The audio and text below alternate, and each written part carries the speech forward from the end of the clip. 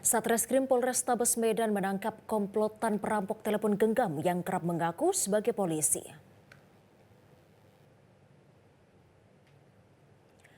Dalam menjalankan aksinya, komplotan pelaku kerap menyaru sebagai polisi dan menuduh korban sebagai anggota begal. Pelaku juga meminta korban agar menyerahkan telepon genggamnya untuk menjalani pemeriksaan.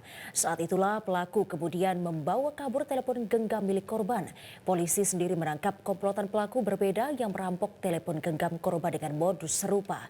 Polisi menyita sejumlah barang bukti berupa borgol dan senjata airsoft gun yang digunakan para pelaku untuk melakukan pencurian dengan kekerasan.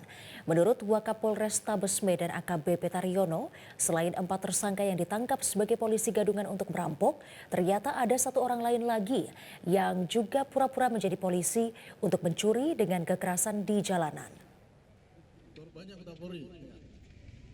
Kemudian memberdaya para pelakunya dengan mengaku sebagai anggota Polri. Tersangkanya inisial SP dan AP. Nanti kan kami tunjukkan siapa yang SP, AP, kemudian 480-nya penandanya JAT. Ya. Kemudian yang menggunakan airsoft gun dengan inisial CG. Kemudian yang menggunakan modus penganiayaan pemberatan dengan tersangka IL dan BG. Kemudian modus penipuan penggelapan yang di Polsek Tuntungan mengaku sebagai anggota Polri dengan inisial WA. Ya, yang lain Curas, Suranmor, kemudian Curat dan Curat.